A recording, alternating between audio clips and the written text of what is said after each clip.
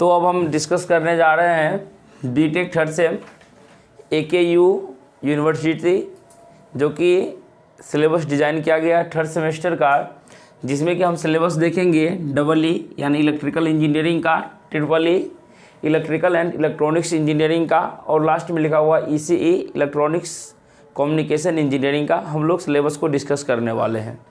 तो सबसे पहले देखेंगे कि EEE यानी EE इलेक्ट्रिकल इंजीनियरिंग के लिए क्या क्या पढ़ना है।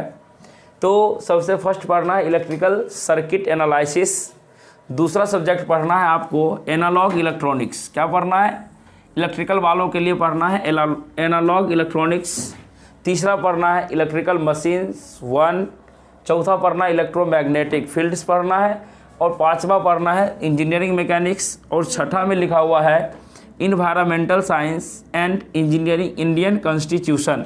क्या लिखा हुआ? Indian constitution. और सातवां में लिखा हुआ इंडस्ट्रियल विजिट यानी इंटर्नशिप, और आठवां में लिखा हुआ सॉफ्टवेयर ट्रेनिंग। यानी कि ये दोनों आपको पढ़ना नहीं है, ये कॉलेज का काम है ये चीज़ आपको करवाने का। बाकी बात आपको पढ़ना है। देखिए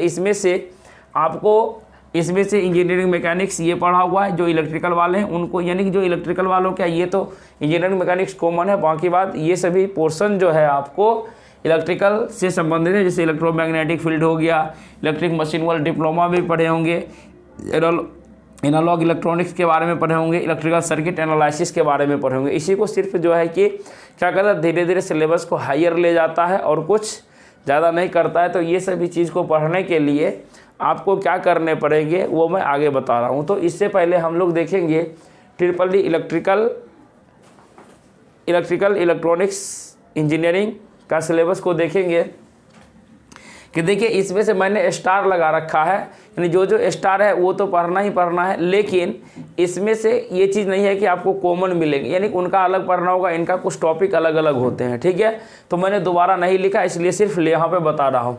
यानी कि जो EEE वाले हैं उनको भी पढ़ना है इलेक्ट्रिकल सर्किट एनालिसिस, दूसरा में यानी कि इलेक्ट्रिकल वालों को पढ़ना है एनालॉग इलेक्ट्रॉनिक्स, लेकिन EEE वालों को पढ़ना है डिजिटल इलेक्ट्रॉनिक्स पढ़ना है, और उसके बाद पढ़ना है इलेक्ट्रिकल मशीन्स पढ़ना है, इलेक्ट्रोमैग्नेटिक फील्ड्स पढ़ना है, इंजीनियरिंग मैकेनिक्स पढ़ना है। लेकिन ये तीनों ये चीज़ जो है कि ये जो है कि EEE वालों को नहीं पढ़ना है, सिर्फ 1 2 3 4 5 ये 5 चीज़ जो है कि पढ़ना है EEE वालों को पढ़ना है। ठीक है, उसी तरीके से हम लोग आगे बढ़ते हैं। तो देखते हैं ECE यानी कि इलेक्ट्रॉनिक्स कम्युनिकेशन इंजीनियरिंग को जो पढ़ना है, इनको पढ़ना है नेटवर्क थ्योरी पढ़ना है, नेक्स्ट पढ़ना है सिग्नल्स एंड सिस्टम के बारे में।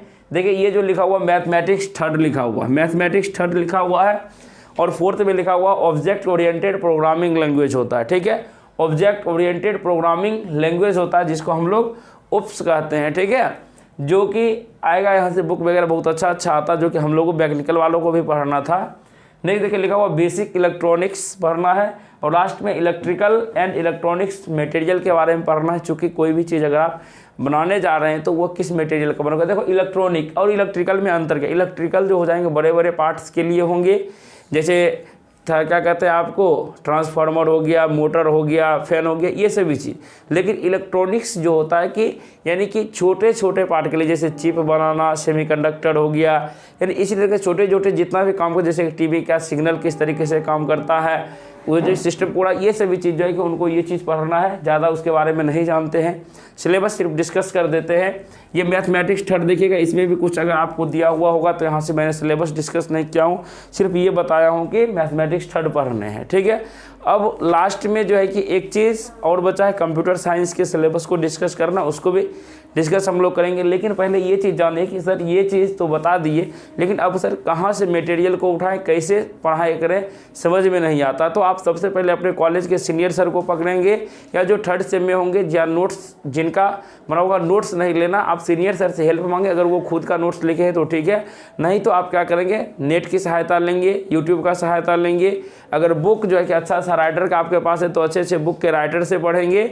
और लास्ट में जो है कि अगर कहीं से उपाय नहीं लगा तब जो है कि यूट्यूब या गूगल पे सर्च करके तब नोट्स बना के, लेकिन हर जितना भी छोटा छोटा भी जानकारी लेना है, लेकिन जितना सिलेबस में दिया हुआ सभी चीज़ के बारे में आपको जानकारी लेना है। क्योंकि ये डिप्लोमा नहीं है कि डिप्लोमा में जिस तरीके से सिलेबस दे दिया गया था उस तरीके से सिलेबस नहीं सिर्फ क्वेश्चन बैंक को पढ़े पास कर गए। ये बाबू बीटेक है, बीटेक में होल सिलेबस को भी पढ़ के जाएंगे तो कुछ कुछ क्वेश्चन ऐसे होंगे जो आपको उटपटांग से टाइप के लगेंगे, ठीक है।